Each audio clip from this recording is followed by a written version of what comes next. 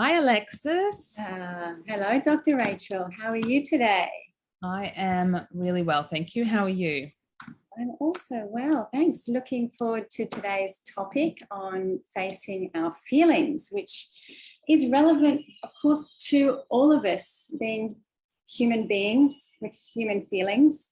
And really interested in what it is to face our feelings, why it's important to us, including what are the risks if we choose not to face our feelings. And then I'd love to close with how you recommend we face our feelings. If you've got any practical tips for us to walk away with, I think that would be really valuable. Absolutely. Yeah, I think this is, thank you for that great introduction. Such a big topic, right? It's huge, actually. And, back in the 80s and 90s, a field that was really popular was stress management. How to manage our stress. Nowadays, we'd probably call it self-regulation or emotional regulation. And so it's absolutely relevant in terms of how we manage stress. It's relevant in terms of how we manage and treat trauma.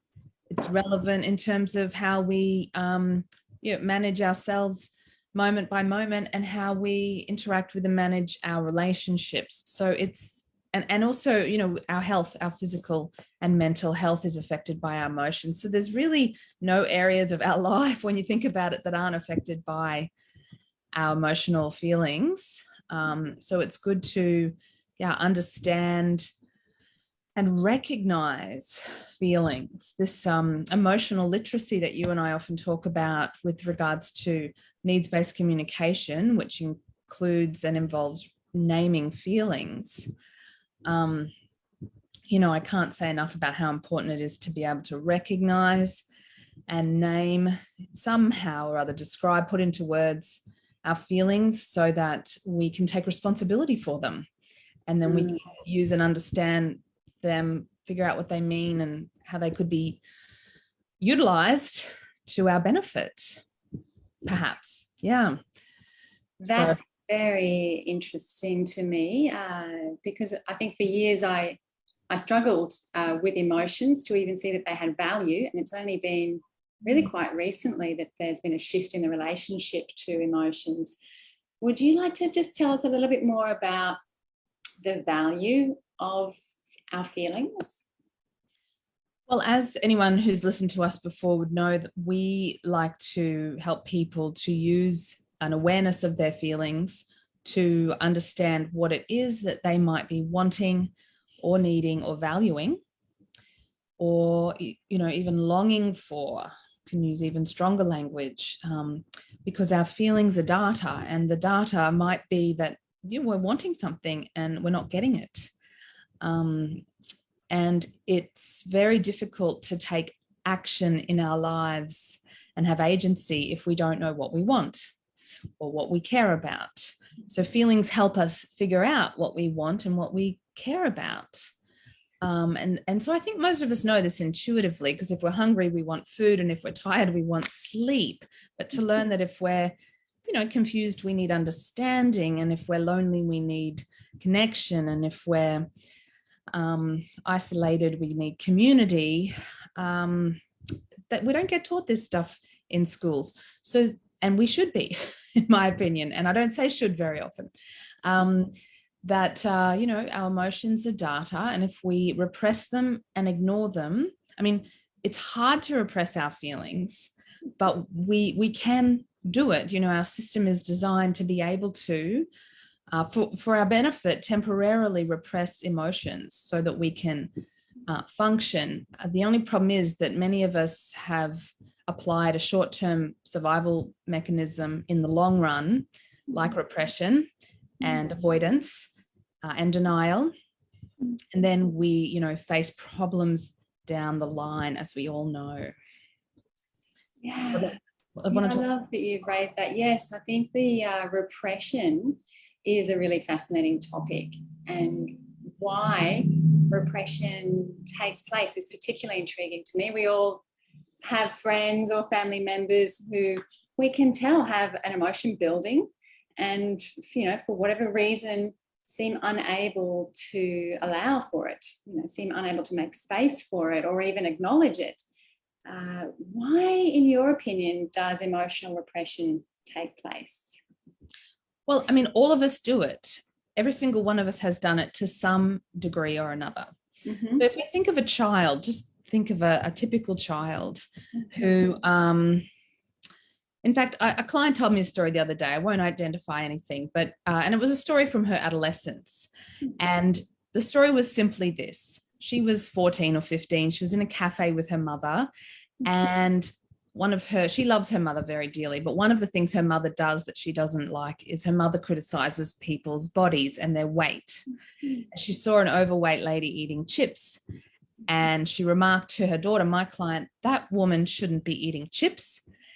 And my client, this was many years ago, she said to her mother, well, you don't know, this might just be a once a month treat for her, or, Mum, you don't know anything about her. So this 14-year-old girl is trying to kind of bring a different thought or perspective to the situation, because she was feeling sad that, after hearing her mother criticize, and her mother said, oh, you're too nice. Now, this is a pretty mundane story. The teenager expresses a different opinion and the mother squashes it down. You're too nice. And my client said that was one of the many moments where I learned that it wasn't okay for me to have a different reality to my mother's reality. Now, all of us had some experience of this growing up with our parents or with our teachers, where our reality, so our feelings, our thoughts, our needs were not allowed to be expressed. And we might have learned this quite young, at 3 or 4 years of age, that to express our needs, our thoughts, our feelings would not be welcome, that it would meet with some sort of either being ignored at best or squashed down and repressed, or even punished. Some of my clients say how much they were punished for having, feelings of anger. Like kids get angry, they have a protest, and then maybe they get physical punishment for that. So our systems are designed, because we're so interdependent on each other and we need each other for survival. Our nervous systems have evolved that we can shut down those feelings and shut down to our needs early in life. And then, like anything, our nervous system gets into patterns, and those patterns of repression just become our new normal, to just become what happens. So there are some emotions that we may have had to repress as children. In some families, anger was not allowed. In some families, sadness was not allowed, or fear was not allowed. And so it's good to kind of think back to your own family of origin and really contemplate what feelings were okay in my family and what feelings weren't really okay. That'll give you some clues as to which ones you've repressed. Good question. Which feelings in my family were okay and which were not? It's a really, valuable one. So what do you find is the difficulty? What are the risks if we don't feel our feelings? What's the worst case scenario? And what happens to those feelings that do get repressed? Well, there's quite a few things that our system will do with feelings if we don't, if we've banished some of them and deemed them to be bad feelings. We can end up with toxic positivity. We deny our feelings by trying to think positive all the time. This sort of spiritual bypass. We see that sometimes where people, want to rise above their difficult feelings like an aeroplane. But it's a kind of dissociation or a denial of the full range of human emotions. Or we may project our difficult feelings if we don't own them or welcome them. And we may get really, really fixated on criticizing other people, or it could come out in terms of political or religious zeal. And for other people, if their feelings have nowhere else to go, they could become symptoms. I've got clients who came to me because they were having panic attacks or depression. And then as we work together, or physical illnesses, you see this all the time in your work, Alexis, this repression of emotions causes them to go underground and then express themselves in disguise. And so, you know, it can come at quite a cost to our physical, mental, and social health. Yeah, that's interesting. As you're talking, Rachel, I'm thinking of a number of clients who seem to have difficulty accessing their own wants. And, you know, particularly, you know, during adolescence, you mentioned adolescence earlier, but, you know, I'm seeing a number of adolescent clients who seem to be either projecting anger onto authority, but even this kind of absence of connection with their own sense of agency, and coupled with that, a difficult relationship with their bodies. I can't help but wonder if the two go hand in hand. Do you have any thoughts on the relationship that we have with our feelings in relation to the relationship with our bodies? In terms of, you know, if we are repressing anger or fear or grief, perhaps, you know, we can, those repressed feelings will often, not always, but often turn into thoughts. They'll turn into perceptions and beliefs. So unprocessed negative, in inverted commas, feelings can turn into negative beliefs and perceptions, if not about others, then very often about ourselves, including our bodies. Yeah, I absolutely. And that brings me to another point that I want to really, that just seems so important to me that I make on this particular live stream.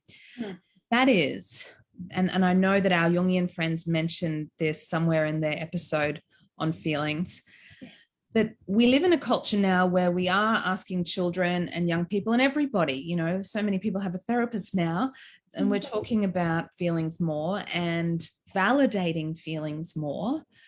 But I think we get really confused between thoughts and feelings, or perceptions and feelings. Interesting. Because although all of our feelings are valid, not all of our perceptions are valid. In fact, many times our perceptions are not valid, and we need to be careful not to accidentally validate our own or others' perceptions when what we really want to do is validate feelings. I can't say enough about how important this is. Okay. Yeah. So what is the difference then? How do you help people to distinguish between thoughts and feelings? So people, I mean, we go into this in NVC, as you know, people say things like, I feel as though. I mean, I've said it too. So we need to just catch ourselves. Or I feel that. Or I feel as if, you know, I feel as if he doesn't like me. That's a perception. I feel as if they think I'm not good at my job. That's a perception. So anytime you hear yourself saying, I feel that, or I feel like, or as if, that's definitely a perception. The feelings are usually one, maybe two words. Hence, we give out the feelings list. You know, and it can be tricky. I still struggle with this. I look at the feelings list, and just to get it down to one word or a couple of words when my mind wants to go into perception and interpretation, this is tricky. One of the areas I work with young people is gender dysphoria. It's a very, very controversial area to work in as a psychologist or a medical practitioner. And one of the things I see is teenagers will say things like, I feel like I've been born in the wrong body. And they'll get validation and affirmation for this feeling. And the rhetoric will be, we've got to validate people's feelings, young people's feelings. And that's not a feeling to me. A perception. You know, I feel like my next door neighbor hates me. You know, it's just, but this is what we do as a culture, and this is the tendency of the mind, is to confuse thoughts and feelings. I hope that gives some clarification. Yeah. Well, from what you have shared through NVC, there's a question that's been really helpful in distinguishing an assessment or a judgment from a fact. And that is really simply the question, can we all agree on this? Can we all agree on this as a fact? I mean, that is separate to a feeling. And I agree, there's a whole new value in experiencing our feeling, but that can be a really helpful starting point. Can we all agree on this as a fact? That'll help me to separate my own assessment of it, my own judgment, from the matter of fact. Yeah, that's definitely as an extremely useful question in interpersonal conflict. When we've got intrapersonal conflict, so just conflict going on inside ourselves, then I think we need to ask ourselves a simple question like, is it true, and can I absolutely know it's true? So perhaps my boss has given me a funny look at work one day, or said something, and I go home from work and I think, oh, my boss thinks I'm no good at my job. I'm incompetent. I feel like he doesn't like me. I feel like she thinks I'm incompetent. Then being, that's not something that we can agree on with ourselves in the absence of hard and fast data. Then we're back to the old cognitive behavior technique of asking yourself, what's the evidence? Do I know this for sure? And, what can I do to find out for sure? And that's called emotional reasoning in cognitive therapy. I have an emotion, I filter my thinking through it, and then I'm doing emotional reasoning. We do it all the time, but once you're aware of it, you can step back a bit and decide whether you even agree with yourself. So I'm interested to drop a little bit down into the direct experience of emotional regulation, because I think it's very easy to get quite analytical about our thoughts, and there's a kind of a cyclic effect I find with thinking, and that there's something very new that I find in clinical practice when my clients do drop into an experiential state. Yes. And I think this is what you were alluding to earlier. Yes. And my experience is that we can't regulate our emotions theoretically.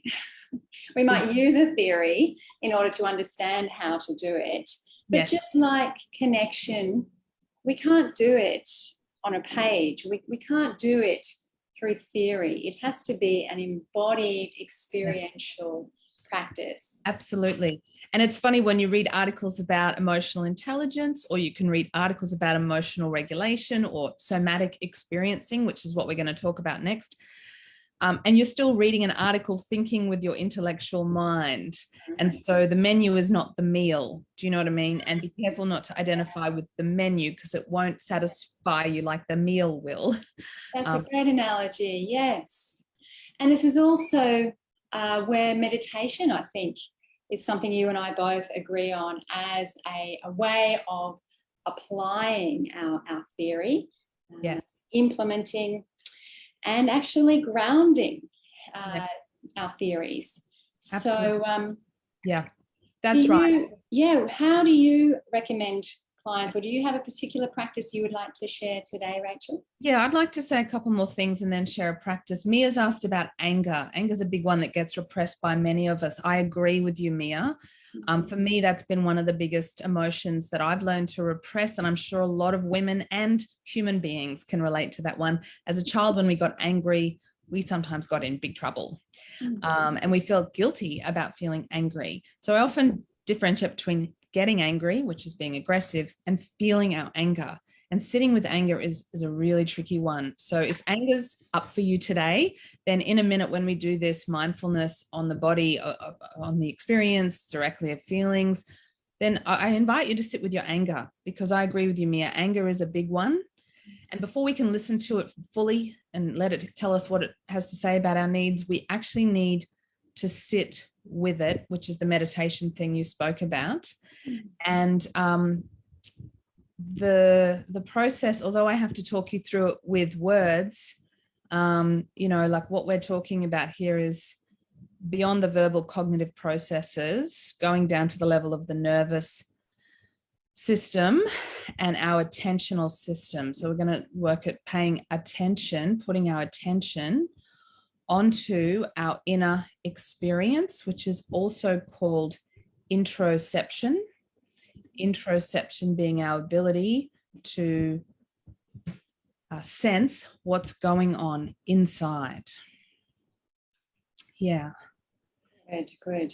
Let's have a quick look as to whether there's any other questions or comments. Experience, which is also called. There's always a bit of a lag on these live streams, I notice. Yeah, so if you do have any questions for Dr. Rachel, please feel free to post them now.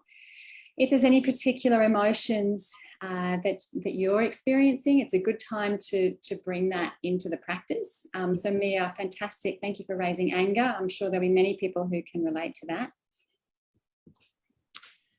Yeah. Grief is another one, I think, that a lot of people haven't really learned. I know that I didn't learn and my family didn't learn to grieve. We had to, it was a deliberate thing that I've needed to drop into.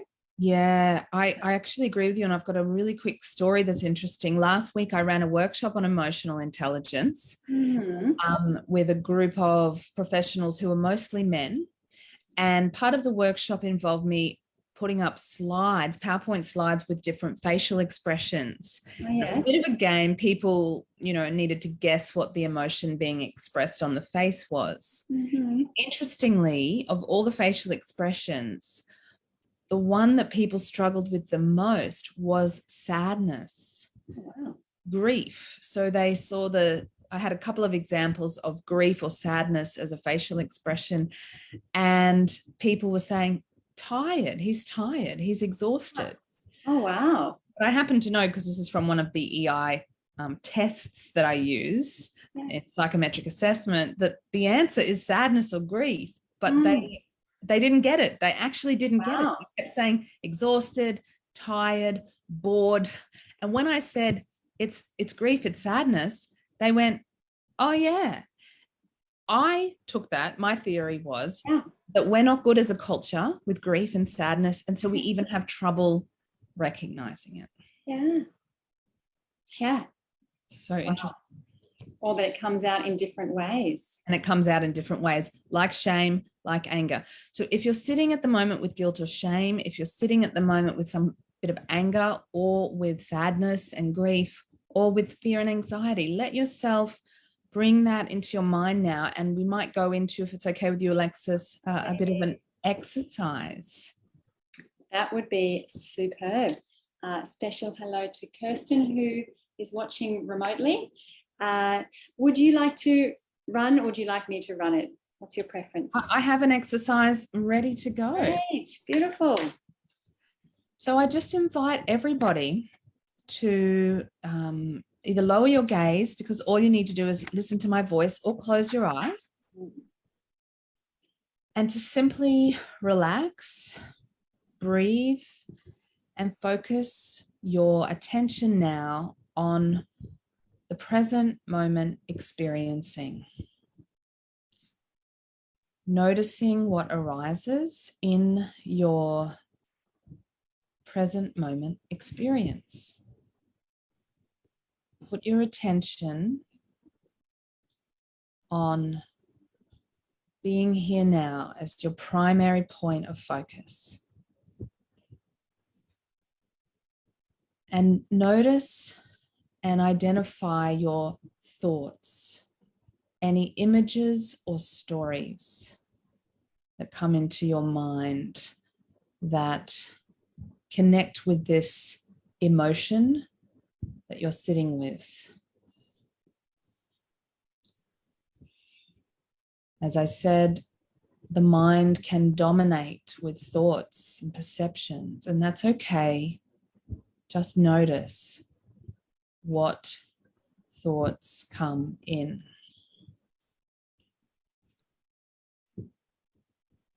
And notice and identify any emotional feelings. Maybe it's sadness. Maybe it is anger and rage. Maybe it's anxiety or fear.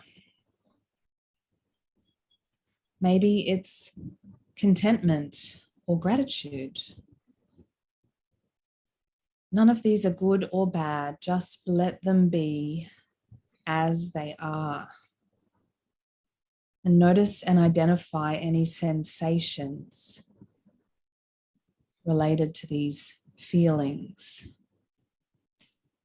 Any tightness, any heaviness, any constriction,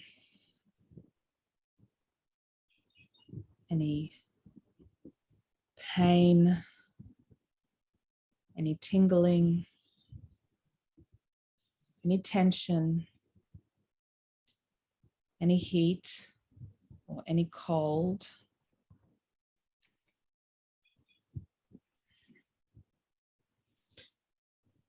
And taking a slower, deeper breath now, notice and identify any needs that you might have in this experience. Any longings, any sense of what matters in this for you.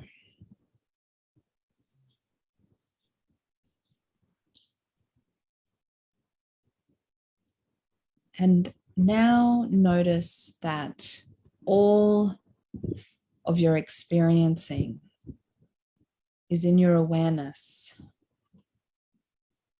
Your awareness contains all of your experience, your needs and values, your physical sensations, your emotional feelings, and your thoughts and perceptions.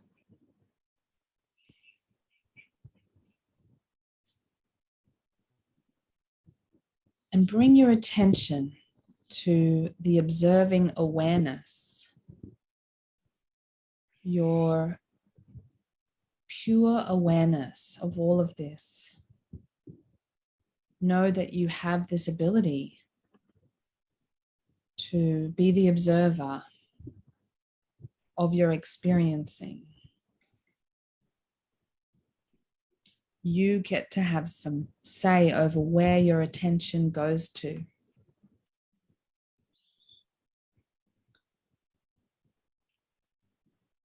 And now bring your attention back to the content in the form of your experiencing.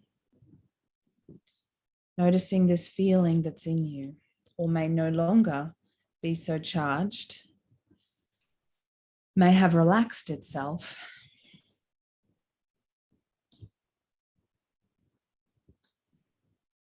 And just know that you can sit with and tolerate and welcome and even embrace everything that arises inside of you.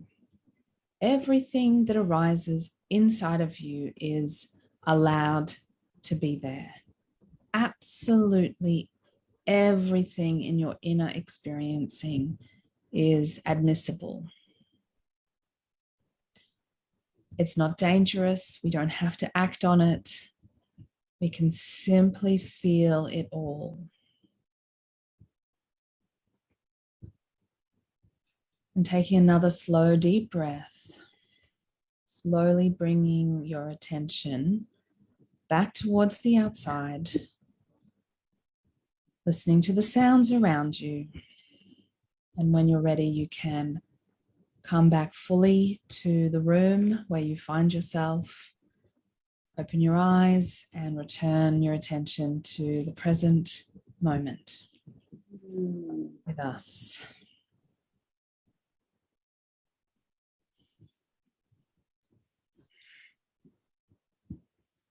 And if anyone's still with us and has attempted to do this exercise, I wonder if you could put something in the comments about what that was like to do that. And as you type your comments, I'm just going to check if there are any comments already. Thank you, Rachel.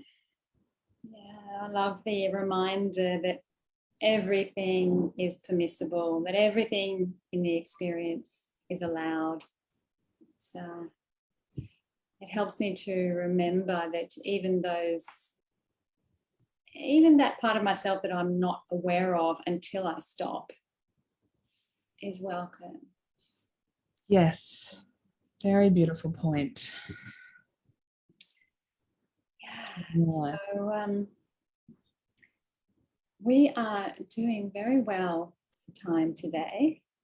There is a comment from Sarah on how to know the difference between repression and just not having strong feelings. It's a great question. Yeah.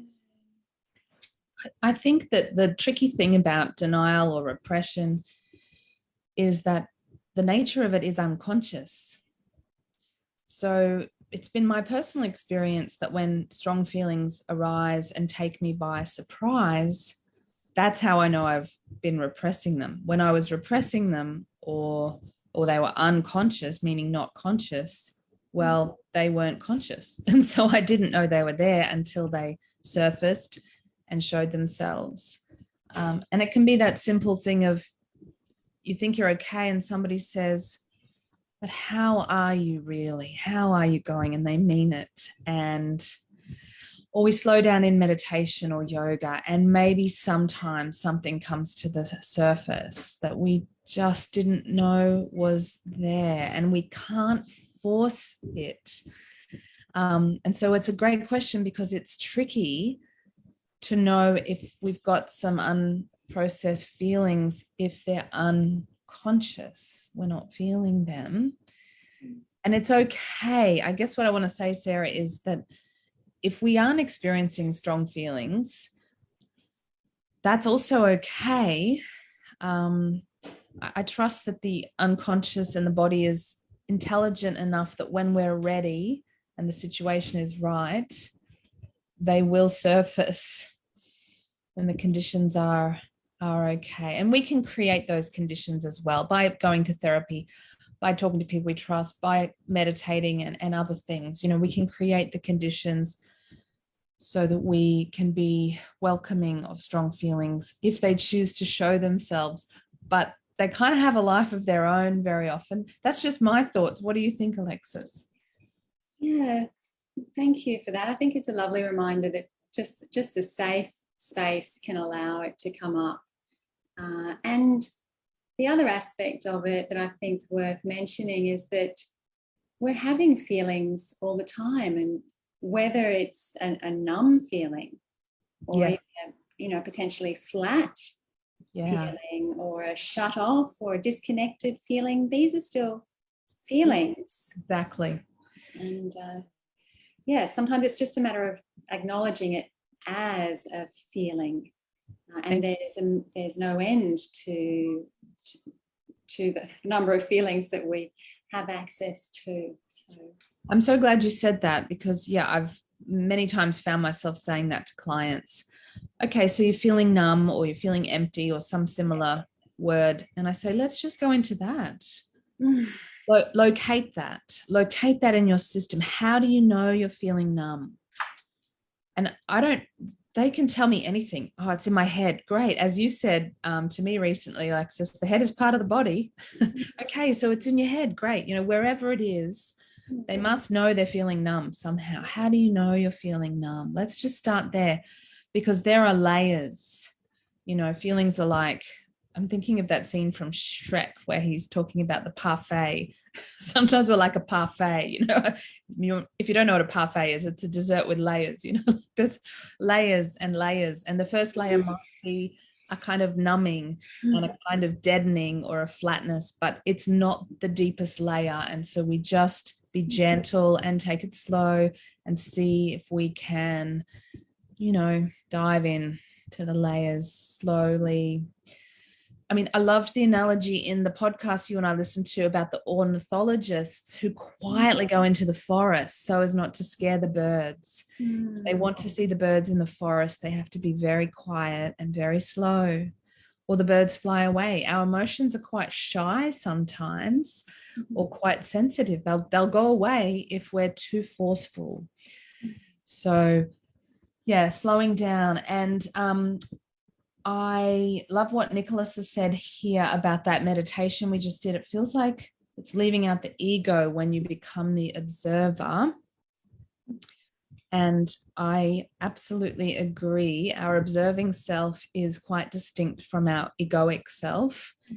Hence why this sort of practice helps us. Our ego actually protects us from difficult feelings.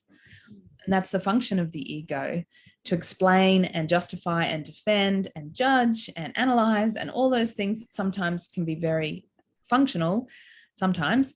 And then, but in doing so, it actually can defend us against our feelings, making it harder to feel them. But this observing self helps us go some other place that's not ego, and and really drop in, as you say, Alexis. I love that you used the word locate earlier, and that's been my experience in dropping out of the ego.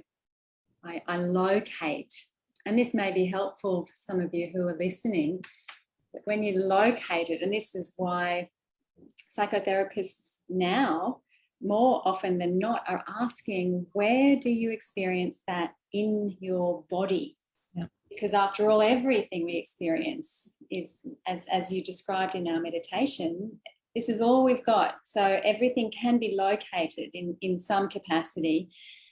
And that, for me, has allowed me to distance myself from the feeling enough that I can experience it without being too caught in it. And the Buddha even says that suffering is caused by our over-identification, and that to separate from is the key to liberation, to freedom from suffering. And it really is that, it really can be that manual, physical. So to locate, I think, has been essential for my emotional regulation. Yeah. And, hopefully you guys... It absolutely is. If we can't locate it in our system and go to it with our attention and allow it, permit ourselves to feel, permission to feel. There's a great book called Permission to Feel by Mark Brackett. And actually, I'll put a few book recommendations in the comments, some recent books I've read on emotional intelligence. I'll put them in the comments in a minute. And a good article on the topic as well from Psychology Today. But if we can't locate it and go into it, then we're still in the verbal cognitive capacities of the mind, which we need those capacities. But if we just only live there, then we can't face our feelings, which is the topic of today. So Mia mentions that it was easy to do the meditation when things are calm, but she's concerned she won't have the same ability when not calm. And hence why we need to practice when we're a 5 out of 10, so that we get better and better at doing it when we're 6 out of 10, 7 out of 10, 8 out of 10, 9 out of 10. And forgive yourself for not always being able to do this. Mia also says she liked that I said at our last practice group, which we can talk about in a sec, that I mentioned about dropping the expectation of arriving. My memory was that I said to the group, don't have the delusion that you ever arrive when it comes to this inner work, and dust off your hands and say, I'm done now, I'm enlightened. I don't think that happens. I don't think that's even what enlightenment is. She said it's helped her this past week release the expectation of arriving, because arriving is just the beginning. That's right. Let's just arrive in our experience and see that there is no end point to doing that. So thank you for saying that, Mia. And Libby, and I'm sure she won't mind me mentioning, Libby said the same thing, that comment was very meaningful for her also. Good. And just going back a moment, Mia, when feelings are strong, I find is a particularly valuable time. That's been a deliberate practice of mine, when I have a feeling, to remove myself from distractions, even if it's for 2 to 5 minutes. Yes. And to identify what it is, where it's situated, and just be okay in myself, find my point of stability while the feelings are continuing to do their feeling thing. And that has been a huge benefit to me while I'm feeling, not just in a calm space. Yes, absolutely. That's about creating the right conditions for you to be able to feel your feelings. Because sometimes, the classic example I hear about all the time is somebody's lost a loved one and they have to organize a funeral, or they've had an accident and they've got to get to the, the logistics of it, the insurance, whatever, getting a hire car. We need to be able to not feel our feelings sometimes, or not be overwhelmed by them sometimes. Yeah. We have to just do the practical tasks of life. So this repression thing has a function. It has its purpose. Many people say, after the funeral, I fell apart. Or once I submitted that thesis, then I got sick and fell apart. So, sometimes the conditions aren't right for us to be able to process feelings. But at other times, like you've suggested, Alexis, we could actually create the conditions. We can take ourselves away. We can go to a safe place or a safe person. We can meditate or do some relaxation and create those conditions in order that we can face our feelings. Yes. And that's my understanding of the word regulation, that I've got some sense of control, some sense of management. I can move towards it, welcome it to its fullest extent, and I can also just park it when I need to focus on what's right at hand. That to me is the ability to regulate, to be able to sit right across that spectrum according to what's appropriate and what I need in that given moment. Exactly. That is a big part of why the word regulation is the best word. Yes, thank you for saying that. Okay, I wonder if we should wrap up and tell people about our next practice group. Please, yes. Thank you guys for watching. A pleasure to have you all with us. And we meet at the last Sunday of the month in the flesh. And it's something quite unique to meet in person.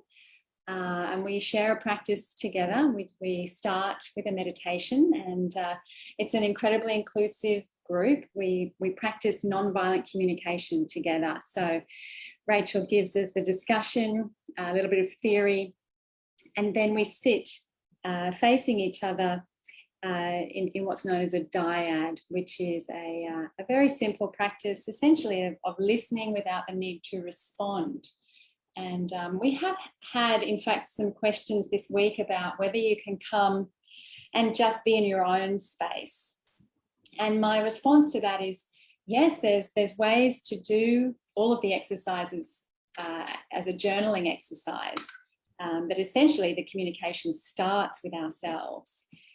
And I have also found, and this has really been a very powerful revelation for me through our work together, is that there's an aspect of mental wellness that is dependent upon our interrelational skills, and we can only go so far relating to ourselves. So thankfully the group is very, very warm and very, very open, and the space is completely safe. So we hope that even if you do feel that you're going out on a limb, that you can sit in dyad with somebody else. And then we always close with a brief meditation. And so it's just 2 hours, 9:30 to 11:30 here at the Graceful Bowls Club. And it's by gold coin donation, so it's entirely accessible. No matter what your circumstances, we would love you to come along and give it a go. Absolutely. And I just had the thought, people could also ask us at the start if they wanted to pair up with either you or me because they feel comfortable and familiar. That's another option. People could approach us at the start to make that request. Great point. Yeah. And if I may, there is also one other opportunity to meet in person. Yes. Next Saturday, that's the 9th of April, I'll be speaking following the Gottman. There's a video that we'll be watching together on making relationships work. This is part of a meetup group that I've been involved with. So if you're happy for me to post that too, Rachel, I'll put that link below. Okay, that sounds excellent. So 24th of April is our next practice group. Sunday, April 24 at 9:30 a.m. Details on your website and my website. All right, I'd better run. Thank you so much, Alexis, and everybody who tuned in. Thank you for sharing your insight, Dr. Rachel, and we'll look forward to seeing you next week. Yes, see everybody then. Okay. Bye for now.